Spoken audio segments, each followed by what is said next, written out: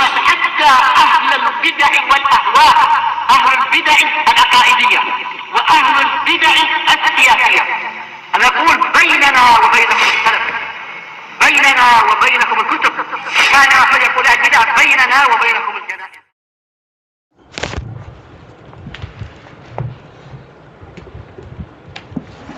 Bismillahirrahmanirrahim. Mana alamat? Baik, kita masuk ke hadis yang baru. Al-hadisul arba'un qala al-imam Abdul Ghani al-Maqdisi rahimahullah an Aisyah radhiyallahu anha anna Ummu Habibah ustuhidat sab'a sinin. Bahwasanya Ummu Habibah beliau mengalami istihadah selama 7 tahun. Ini besar sekali. Seandainya beliau memahami bahwasanya ini adalah haid, niscaya apa? Tidak sholat selama 7 tahun. Fasa'alat Rasulullah sallallahu alaihi wasallam. Kemudian dia bertanya kepada Rasulullah sallallahu alaihi wasallam andalik, tentang masalah itu. Fa'amaraha an taghtasil. Kemudian Rasulullah memerintahkan beliau untuk mandi. Tayyib. Fakanat taghtasilu likulli shalah. Kemudian dia sholat di setiap kali sholat. Tetapi lafaz ini keliru sebagaimana dijelaskan oleh para ulama, walaupun dia ini ada di kitab Sahih. Makanya dijelaskan dalam catatan kiki di sini dan dijelaskan panjang lebar dengan seluruh jalur-jalur, sekian banyak jalurnya oleh Syekhuna Muhammad bin Hizam, bahwasanya perintah untuk mandi ini bukanlah datang dari perintah Rasulullah Shallallahu alaihi wasallam. Lafaz ini tambahan dari apa? Dari sebagian rawi yang salah memahaminya. Salah memahami bahwasanya itu dari Rasulullah. Tapi yang benar ini adalah apa? Adalah apa yang dipahami oleh Ummu Habibah. Sehingga apa? Dia setiap kali mau sholat dia mandi. Sampai-sampai kalau tidak salah keponakannya atau cucunya mengatakan mendoakan rahmat, bahwasanya apa seandainya dia tidak dan seterusnya, apa nih? Terlupakan lafadznya, ada di Bulughul Maram itu. Ada di syarah Bulughul Maram, bukan di matanya. Bahwasanya apa? Yang benar dia tidak perlu mandi, tapi cukup dia itu adalah apa? Wudu. Setiap kali mau sholat hendaknya dia wudu. Kenapa? Karena termasuk pembatal wudu adalah apa? Keluarnya sesuatu dari 2 jalur kemaluan itu. Tidak perlu mandi, cukup dia berwudu. Makanya hadis ini dijelaskan oleh hadis yang sebelumnya dan hadis yang lain, yaitu apa? Kapan itu dia mandi? Kalau sudah jelas itu adalah apa? Adalah haid, kemudian haidnya selesai, baru itu mandi. Bukan mandinya itu adalah setiap kali apa? Mau sholat dalam keadaan ada istihadah. Makanya lafaz ini fakanat taghtasilu likulli shalah, ini adalah ijtihad, kata para ulama, ijtihad dari Ummu Habibah.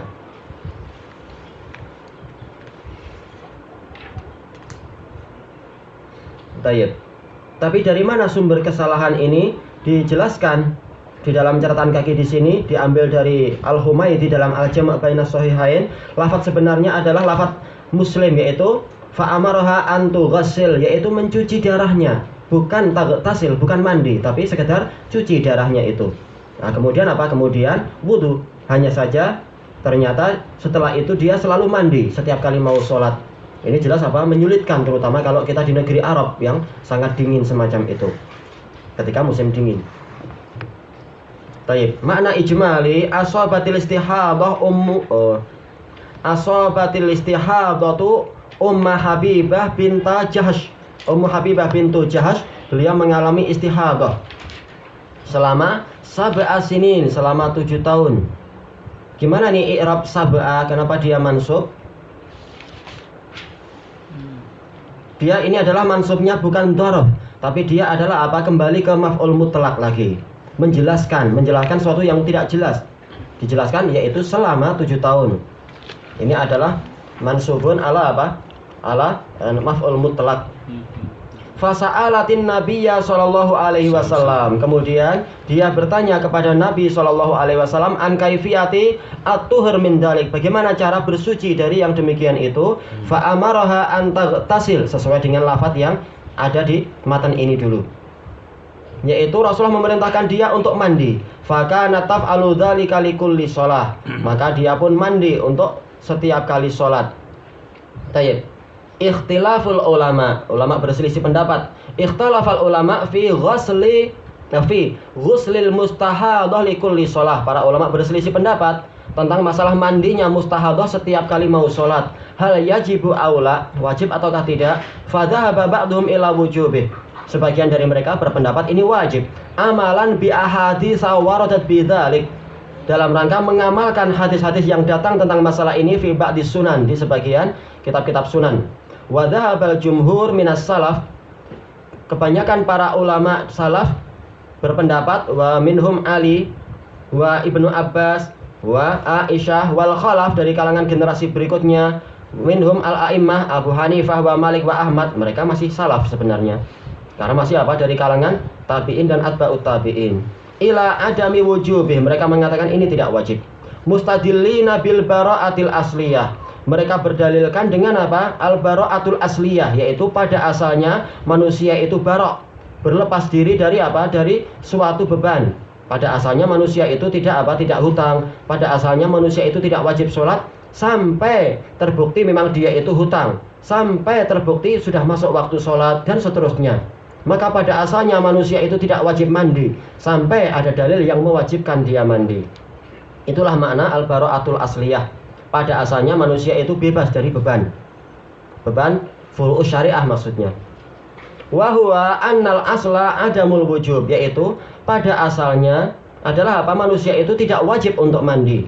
Wa ajabu an ahadisil amri bil ghusl, dan mereka menjawab hadis-hadis yang memerintahkan mandi, annahu laisa fiha syai'un sabit. Tidak ada dalil yang pasti tentang masalah ini, semuanya dhaif. Lafaz perintah untuk mandi wanita yang istihadah semuanya dhaif. Sebagiannya karena syadz, sebagiannya adalah memang apa? Rawinya dhaif. Wa ghuslu ummi Habibah, mandinya Ummu Habibah likulli shalah, untuk setiap salat, innama huwa min indiha, itu hanyalah datang dari sisi dirinya sendiri, ijtihad beliau ketika memahami apa yang diperintahkan oleh Rasul.